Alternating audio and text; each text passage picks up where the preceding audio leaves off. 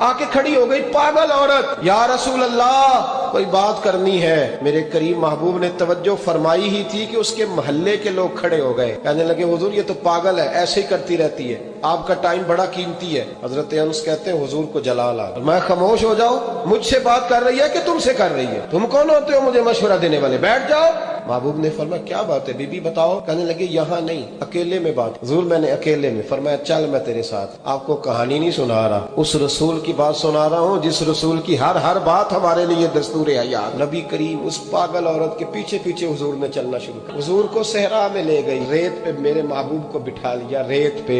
हुजूर बैठ गए तो हुजूर से पागल ने क्या बातें करनी होती है, लेकिन वो आके कहती या रसूलल्लाह इन बच्चों को मना करे मुझे रोड़े मार। फरमाया मैं कह दूंगा आज के बाद नहीं मारे। कहा या रसूलल्लाह ये लोग मुझे पागल कहते हैं। फरमाया मना कर दूंगा कोई नहीं कहे। हुजूर कोई मेरी बात नहीं सुनता। तो जनाब अंस कहते जब कहा ना कोई नहीं सुनता तो हुजूर रो पड़े। फरमाया जब दिल करे मेरे पास आ जाना, मैं सुनूंगा ना तेरी बात। देर तक करीम रसूल ने बात सुनी। कोई भी इतना मसरूफ नहीं जितनी मसरूफ मेरे नबी पाक की जिंदगी। 23 सालों में दुनिया को बदलना है, लेकिन एक पागल को इतना वक्त देना, उसकी तरबियत कर गुजरना।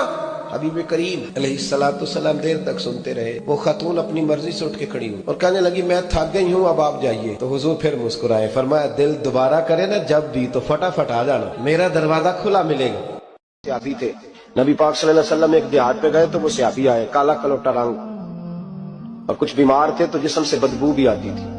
मेरा रूप भी नहीं तो मेरा रंग भी नहीं, मैनू यार मनान दा ढंग भी नहीं। बकरियां चराया करते थे तो किसी ने कहा कि वो महबूब आए हुए हैं जो ऐलान नबूवत करते हैं। तो कहते मैं अपनी बकरियां लेके उस तरफ आ गया जहां महबूब थे। जब मैं पहुंचा तो अल्लाह के रसूल एक छोटी सी पहाड़ी थी उस पर बैठे थे। मैं दूर खड़ा हो गया, मैंने कहा आप हैं वो जो कहते हैं मैं अल्लाह का रसूल हूँ। तो कहते महबूब ने फरमाया दूर क्यों खड़े हो, नेड़े आओ मैं बताता हूँ मैं ही अल्लाह का रसूल हूँ।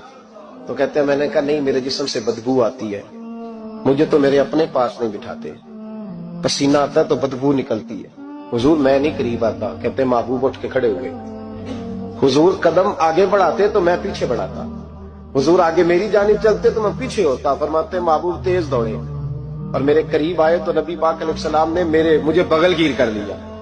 जब महबूब पाक अलैहिस्सलाम ने मुझे सीने से लगाया, और याद रखिए मुसीबतें अल्लाह के प्यारों पर आती हैं। 500 साल फिरौन ने दावा खुदाई किया है माज़अल्लाह। 300 साल फिरौन का हाल ये था कि नंगे पांव कांटों पे चलता था और उसके पैर में कांटा भी नहीं चुभता था। फरिश्ते कहते हैं या अल्लाह ये क्या है, वो तो और डट जाएगा कि मैं खुदा हूँ। फरमाया मोहलत दे रहा हूँ। जो बीमार होते हैं वो अल्लाह के फरमाबरदार होते हैं, उनको तो साथ थोड़ी थोड़ी तकलीफ दे के अल्लाह माफ करता रहता है, वरना ढील देता। तबकात इब्न साद में रवायत है, एक सहाबी अपनी बीवी से कहते पानी लाओ, रात का वक्त है, आंख खुली तो कहते उठ पानी ला। बीवी प्याले में पानी लाई, सो गए, आंख लग गई। फरमा बरदार बीवी सारी रात पानी लेके खड़ी रही, सारी रात। कभी सुनते थे हम भी बुजुर्गों से कि बीवियां ऐसा करती है, कभी सुना करते थे। वो शौहर भी बड़े तकवा और तारत वाले होते थे तो बीवियां भी बड़ी फरमा बरदार होती हैं कि सारी रात बीवी पानी का प्याला लेके खड़ी है।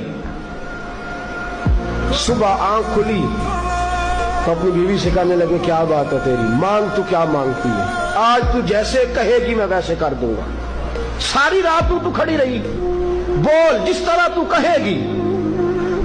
बीवी ने अजीब ही बात कर दी, कहने लगी आप इस तरह करें मुझे तलाक दे दे। अब बात कर बैठे थे कि तू जैसे कहेगी, और सहाबा सच्चाइयां उन पे ना।